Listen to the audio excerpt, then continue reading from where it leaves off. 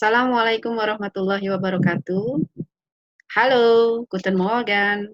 Kembali kita bertemu dalam materi yang selanjutnya, ya.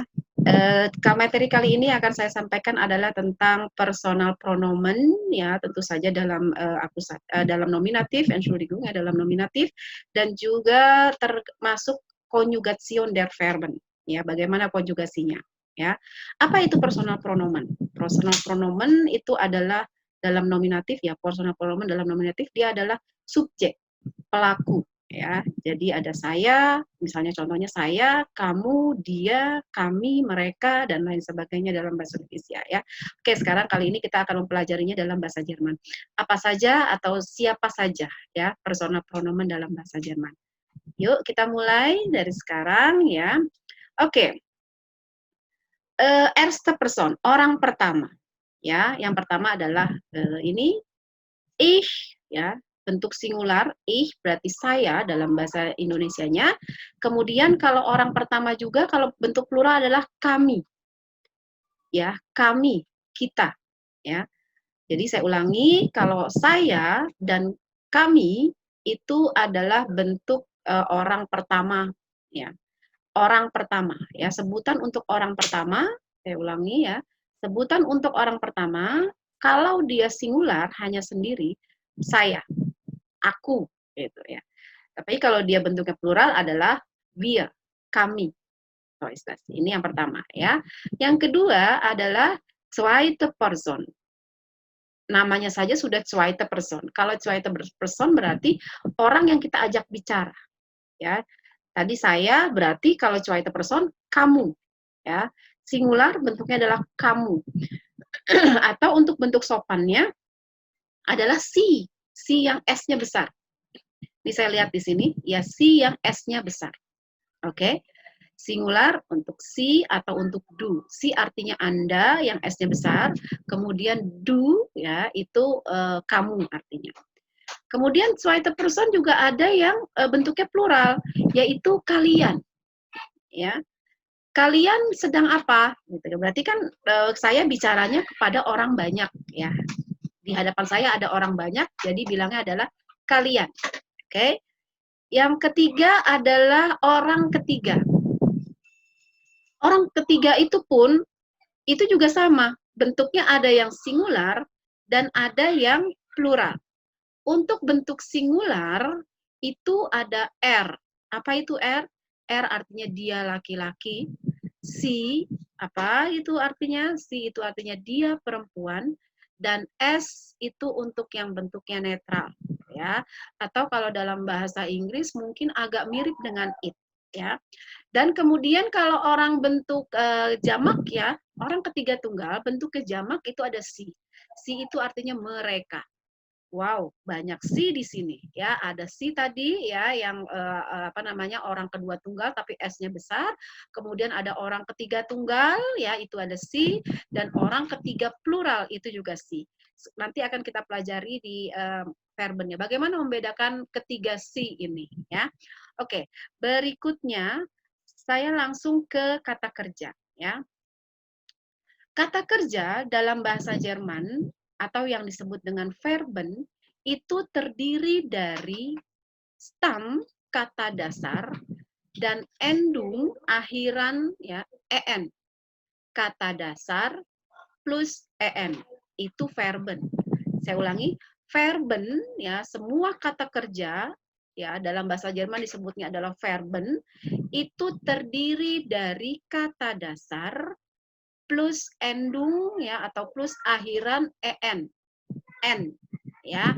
Contoh kata kerjanya adalah kommen, ya.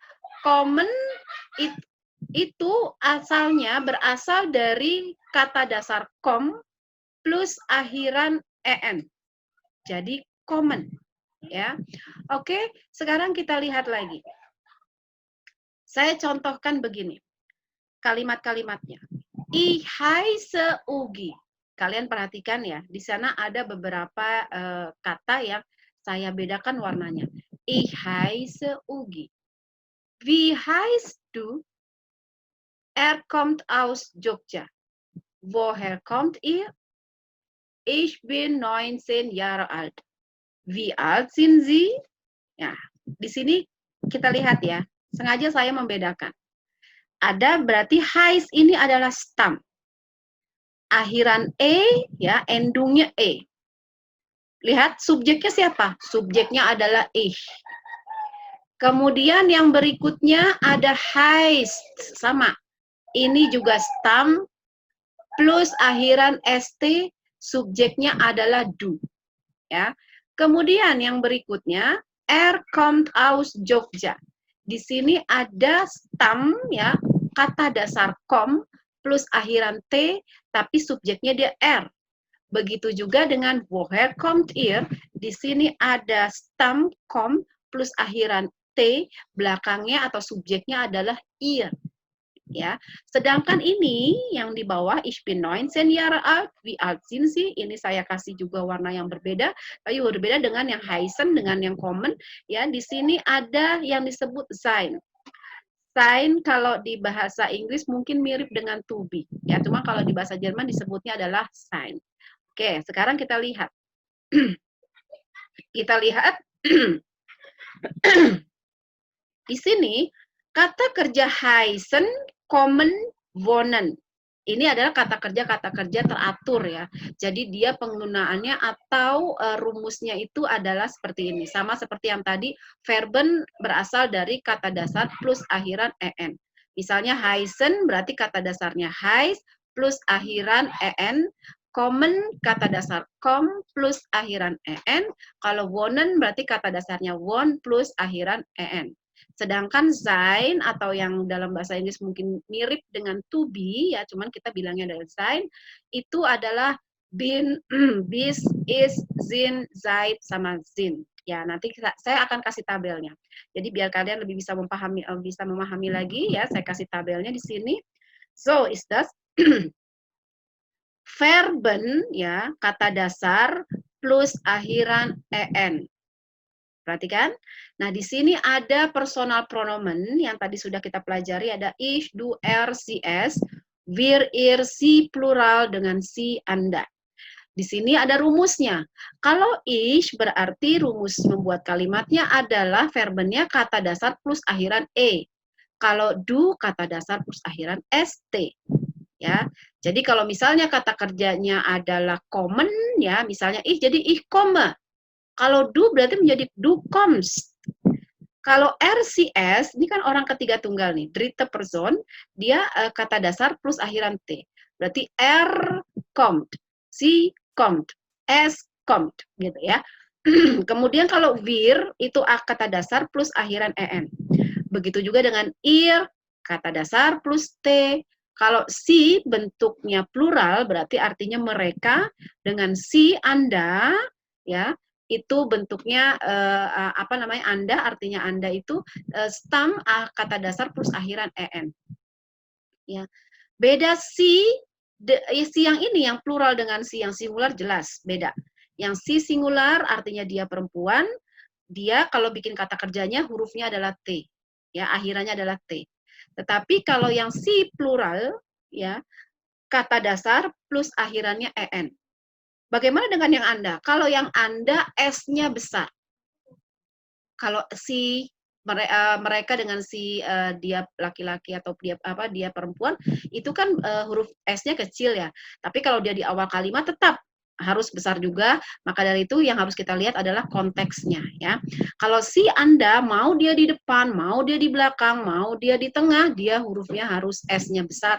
Itu artinya adalah Anda ya. Oke, ini yang harus kalian pelajari ya. ESTTENTN. Saya selalu menghafalnya begitu. Saya selalu ngasih tahu ke murid-murid saya itu kalau menghafal konjugasi kata kerja bahasa Jerman itu harus ini ESTTENTN ya. Tapi subjek itu harus kalian hafal dulu. Ya, ich, du, er, sie, es, wir, ihr, sie, sie. Ya, itu harus dihafal dulu jadi di sininya enak ya. Kemudian kata kerja sein. Ya, yang tadi yang dibilang mirip dengan to be ya. Cuma bahasa Jerman disebutnya adalah sein. Ich bin, du bist. Ya, tadi ada ya, ich bin 19 Jahre alt. Wie alt bist du? So ist das ya. Er, sie, es ist. Wir sind. Ihr seid. Sie plural atau dengan sie Anda itu adalah sind. Ya. Oke, sekarang saya akan berikan contohnya. Ya, contoh kalimatnya. Ya.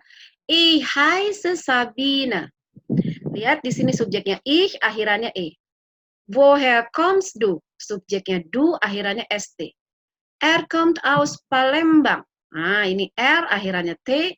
Sie kommt aus Maluku. Ini si, dia perempuan ya, karena akhirannya t. Wir kommen Indonesian, wir kommen aus Indonesien, harusnya ya, wir kommen aus Indonesien, ya, di sini ada ausnya harusnya, wir kommen aus Indonesien, wir akhirannya en, ihr wohnt in Medan, ya, ihr wohnt in Medan, ya, kalian tinggal di Medan, sie wohnen in Jakarta, mereka tinggal di Jakarta, sie di sini si mereka, wohnen, sedangkan kalau yang Anda, dia itu karena dia orang kedua tunggal, berarti dia kalimat bertanya ya, berarti adalah wo wohnen Sie, wo wohnen Sie, ya, wo wohnen Sie, ya oke, sudah, baik, sampai sini saja materi yang bisa saya sampaikan untuk tema personal pronomen dan Konjugation der Verben, oke. Ja, viel Erfolg beim Lernen. Ja, Deutsch ist interessant. Ja, vielen Dank und dann tschüss. Auf Wiedersehen.